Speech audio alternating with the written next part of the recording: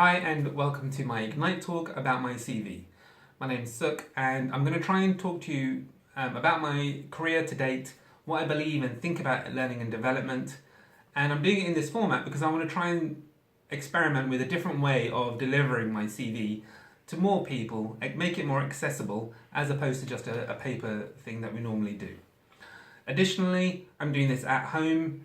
I've got my son supporting me, he's doing the videoing this evening.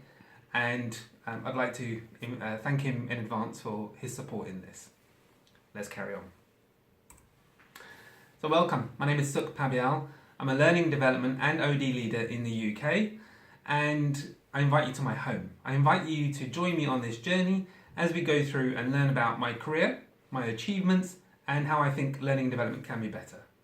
I've done this for 14 years now, and in that time I've actively sought to progress my career, moving from one role to the next, across sectors and industries, because I believe in the diversity of experience. In that time, I've also reflected a lot on L&D and how we can be better in what we do. I think sometimes what we do is we hold on to some of the old things, we don't always think about what's modern, what's new, how can we take ourselves forward and progress the profession and help ourselves be better. I'm also a self-professed geek around these things. I really enjoy learning about the profession. I don't want to just sit on my laurels and get complacent about things. And I don't want to just sit behind a computer doing things either. I like being out there, designing and delivering. I do all of this, and I'm part of this really great community around me because I'm actively involved in social media. I use Twitter and blogging to help me to connect with like-minded professionals who help me to think better and design great solutions. Through that as well, I've been really fortunate to cultivate some really good relationships with the likes of the CIPD, Learning Performance Institute and Training Journal, and they've all invited me in different ways to be part of what they do and deliver. And then what I ultimately think around this is that learning and development can be better. It can be better if we allow ourselves the permission to be better. We have to think differently, and sometimes that can be a challenge for some people. And that's okay. With care, we can all get there together. For example, e-learning doesn't have to be the bane of L&D delivery. It can be a really useful tool to deliver learning. But it gets a bad rap because we don't often think about the design or the user experience well enough. Similarly, I don't think LMSs are actually all that bad. It's quite controversial, don't you think?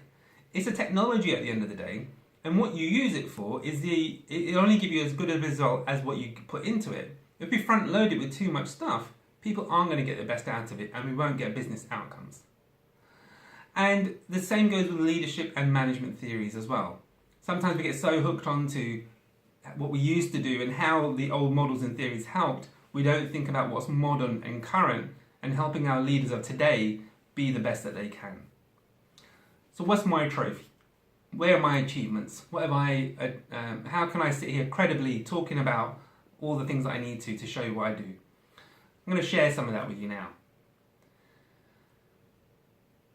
One of the things I've done is help develop and design and deliver a management development program to 180 staff across the organisation, and I use 70-20-10 in the design thinking and the delivery of that. It was shortlisted in 2015 for the CIPD's Best L&D Initiative. I've also designed and delivered a senior leadership program where the design of it was firmly around self-direction of learning. And what we did was help our leaders understand how to access the content they needed through different resources in different ways so they can be the best leaders that they needed to be. For the last 3 years, we've used best companies to help us measure employee engagement. And I'm really pleased that over that time, we've improved our score annually. And I think that's a really great achievement that we've done. I'm also really proud that over the last 2 years in particular, our performance reviews are an annual process and we've achieved 100% completion across all teams. And performance reviews can get a really bad rap. I think we've done a great job here to help move that conversation forward. The way that we've delivered L&D across the business I think is a great thing. It's been through doing co-creation and co-delivery of learning solutions with our business leaders so they understand the relevance, they see the immediate impact of these types of solutions that we've put in place. I get through all of this because I take the time to understand the human condition. How we think, what we feel, believe, how we act, all of that plays a part in what a good learning solution looks like. And importantly, whenever I design solutions, I always think about inclusion, and I always think about how do we invite people to be treated with fairness and respect. And with that, ensuring that we try and have as much diversity in the workforce as we can.